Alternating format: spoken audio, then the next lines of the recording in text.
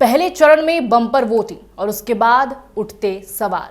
क्या इस बार बिहार में सिर्फ सत्ता नहीं इतिहास भी बदलने वाला है? और इस पूरे समीकरण में सबसे ज्यादा चर्चा में अगर कोई सीट है तो वो है राघोपुर, यानी तेजस्वी यादव का गढ़। लेकिन अब सवाल ये उठ रहा है कि क्या इस बार तेजस्वी यादव अपनी ही सीट से मुश्किल में है?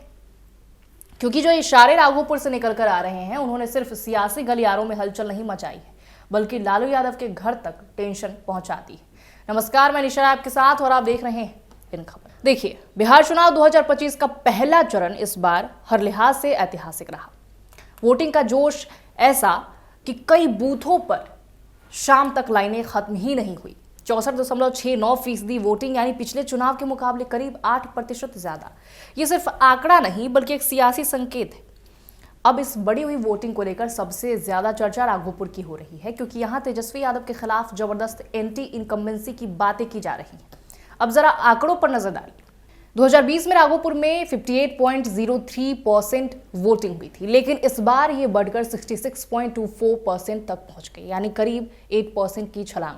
ये वही सीट है जिसे कभी लालू यादव का पारिवारिक गढ़ कहा जाता था। तेजस्वी ने 2015 और 2020 दोनों में यहां से जीत हासिल की थी, लेकिन इस बार वोटिंग का बढ़ना कहीं ना कहीं जनता के मूड में बदलाव का संकेत देता है। और बिहार के लोग जानते हैं कि जब वोटिंग बढ़ती है तो जनता गुस्से में नहीं, बदलाव के मूड में होती है। राघोपुर में इस बार तेजस्वी के सामने कोई आम उम्मीदवार नहीं, बल्कि एनडीए ने पूरी ताकत के साथ उम्मीदवार को उतारा है। ग्राउंड रिपोर्ट्स बता रही है कि गांव-गांव में स्थानीय मुद्दों पर नाराजगी है। बेरोजगारी, शिक्षा और युवाओं के पलायन को लेकर लोग खुलकर बोल रहे हैं। तेजस्वी ने पिछले कार्यकाल में युवाओं को 10 लाख नौकरियों का वादा किया था, लेकिन जमीन पर उतनी नौकरियां दिखाई नहीं दी। यही बात अब उनके खिलाफ जाती दिख रही है। लोगों का कहना है, काम बोलता नहीं, बस वादा ही वादा रहा। ये लाइनें सिर्फ सोशल मीडिया पर नहीं बल्कि गांव की चौपालों में गूंज रही है। और जब जनता का मूड इस तरह बदलता है तो बढ़ी हुई वोटिंग सरकार या नेता के खिलाफ साइलेंट रिवोल्ट बन जाती है। अब सिर्फ राघोपुर ही नहीं बल्कि पूरे पहले चरण की वोटिंग पैटर्न देखिए। जहां भी 2020 की तुलना में वोटिंग 5% से ज्यादा बढ़ी, वहां माहौल बदलता दिखा। उदाहरण के तौर पर सिवान में स्वास्थ्य मंत्री मंगल पांडे के क्षेत्र में इस बार वोटिंग 5.28% ज्यादा रही। मोकामा, जो कभी बाहुबली अनंत सिंह का इलाका था, वहां करीब 10% वोटिंग में बढ़ोतरी देखी गई। और अगर राघोपुर की बात करें तो वहां भी 8% की वृद्धि हुई। यानी सिर्फ एक जगह नहीं बल्कि पूरे पहले चरण में जनता ने वोट डालकर एक बड़ा मैसेज दिया है। अब की बार वोट खामोश लेकिन निर्णायक है। तेजस्वी यादव ने खुद इस माहौल को महसूस किया।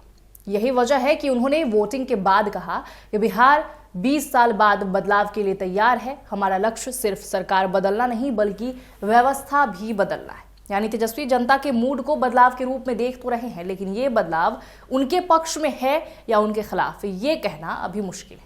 दूसरी तरफ एनडीए इसे एंटी आरजेडी वोटिंग वेव मान रहा है। एनडीए के नेताओं का कहना है कि तेजस्वी यादव ने लोगों को सपने दिखाए, लेकिन नतीजा कुछ नहीं। और इस बार जनता ने उन सपनों का हिसाब वोटिंग मशीन में दे दिया है।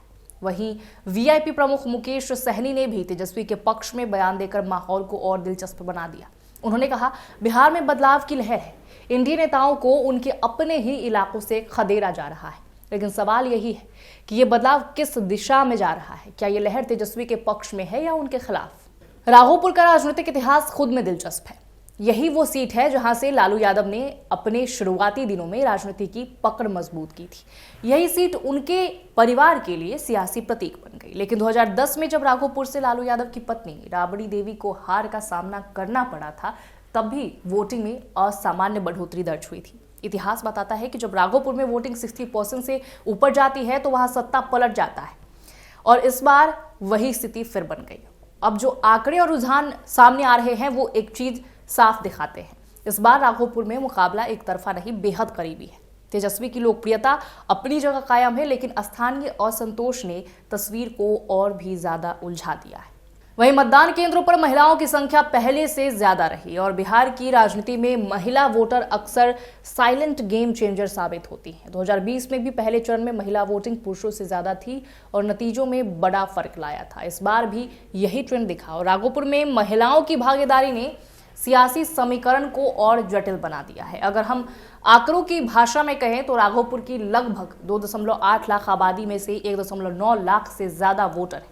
यहाँ यादव, भूमिहार, पिछड़ा और मुसलमान वोटर्स का कॉम्बिनेशन है। तेजस्वी यादव को यादव मुस्लिम समर्थन मिलता रहा है, लेकिन इस बार अति पिछड़ा वर्ग और युवा वोटर्स में थोड़ी खामोशी देखी गई और यही खामोशी कई बार चुनावी भूचाल बन जाती है। दूसरी ओर एनडीए की रणनीति बिल्कुल साफ है। उन्होंने तेजस्वी के गढ़ में लोकल मुद्दे और नाराज युवाओं पर फोकस किया। घर घर तक संदेश पहुंचाया गया कि तेजस्वी सिर्फ वादा करते हैं, करते कुछ नहीं।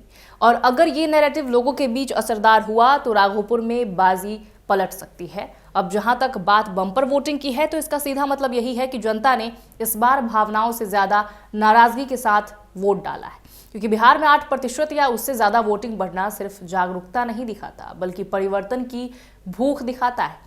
और यही कारण है कि विश्लेषक कह रहे हैं कि तेजस्वी यादव के लिए बढ़ी हुई वोटिंग उतनी अच्छी खबर नहीं है जितनी दिख रही है। समस्त बिहार वासियों को तेजस्वी का नमस्कार। आप सब लोगों को दिल से हम धन्यवाद देना चाहते हैं कि आज पहले चरण का मतदान जो है खत्म हुआ। बम्पर वोटिंग आप लोगों ने किया है और आज मैं कह सकता हूं कि आप लोगों ने महागठबंधन के जीत पर जो है मोहर लगाने का काम किया है। सभी कार्यकर्ताओं को, पार्टी के, महागठबंधन के सभी कार्यकर्ताओं को और बिहार की जनता मालिकों को हम धन्यवाद देना चाहते हैं। ये जुनून, ये जज्बा, ये हौसला जो है 11 तारीख को भी दिखना चाहिए। और चलिए मिलकर के नया बिहार बनाते हैं, बेरोजगारी को खत्म करते हैं, पढ़ाई, दवाई, कमाई, सिंचाई और सुनवाई वाली सरकार बनाते हैं। आप सब लोगों को, सभी Rashtriya Janata Dal, Congress, VIP party, IP Gupta ji की पार्टी, तीनों लेफ्ट पार्टियों के नेताओं को, कार्यकर्ताओं को तेजस्वी धन्यवाद देता है। और खास तौर पे बढ़ चढ़ करके जो मतदाता हमारे मालिक हैं, चाहे किसी भी धर्म के हो, किसी भी जात के हो, हर वर्ग के हो, सब लोगों ने महागठबंधन के पक्ष में वोट दिया है। इसके लिए आप सब लोगों को तेजस्वी धन्यवाद करता है। और हम नए सोच के हैं, तेजस्वी सबको साथ लेकर के चलेगा, बिहार को नंबर 1 बनाने का काम करेगा। ये मेरा प्रण है। बहुत बहुत धन्यवाद। जय हिंद, जय बिहार।